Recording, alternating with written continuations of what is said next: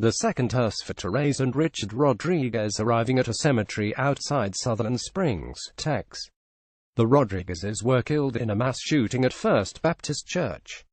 Drew Anthony Smith for the New York Times. Sutherland Springs, Texas, in a drizzle-shrouded cemetery, this small town in South Texas that endured one of the most horrific mass shootings in United States history began on Saturday to bury its dead.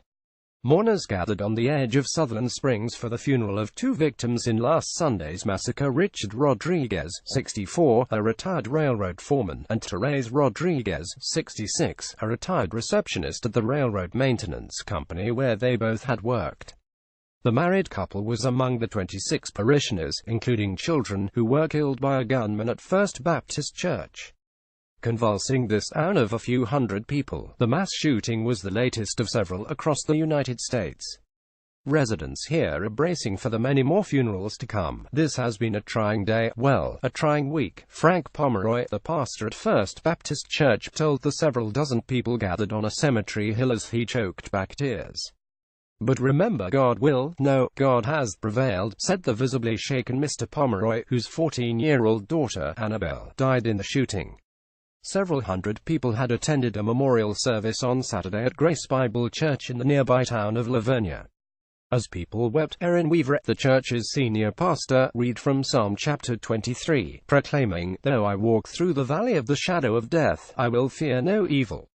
Friends and family remembered the Rodriguezes in the first of what will be many funerals for the shooting victims in Sutherland Springs, Texas. Drew Anthony Smith for the New York Times. A display of photographs showed the Rodriguezes throughout their lives. Richard, who was born in Fort Collins, Colorado, displayed a scruffy beard and an affection for American flag T-shirts, as well as the of Carlos Santana and Journey. Therese, who as a child moved from post-war Germany to the United States with her parents, was remembered as a gregarious traveler, breast cancer survivor and faithful parishioner of her church.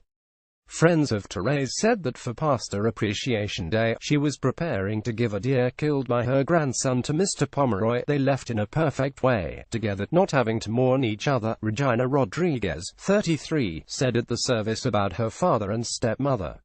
"Whenever I was having a hard time, if I felt like I was drowning, they were always there to help me," added Ms. Rodriguez, sobbing at times. People who were gathered for the funeral chatted in Spanish and English, reflecting how the friends and relatives of the couple, like many others in South Texas, mingle Hispanic and Anglo traditions. Children ran around the cemetery while mourners placed flowers on the caskets. "They were two great people and they were always really loving," said Melanie Picasso, 24, a cousin of Richard who drove 3 hours from Eagle Pass on Saturday. "It's very overwhelming," she said about how Richard and Therese were killed with so many others. "You never think this will happen to you." The large extended family of Richard and Therese, including numerous her children, sang Amazing Grace, the 18th-century hymn written by the English clergyman John Newton.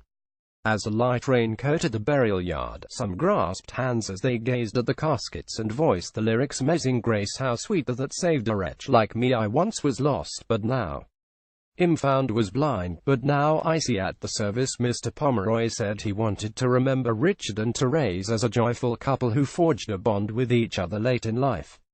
Both exhibited a sense of humor, Mr. Pomeroy said, recalling a recent occasion when he parked his motorcycle inside the church. "You're always doing dumb things," Therese told her pastor. "That's why I like you." Susan Anasagasti contributed, reporting. A version of this article appears in print on November 12, 2017, on page 828 of the New York edition with the headline, "Still in Shock. A Texas Town Starts to Bury Its Dead After Church Massacre."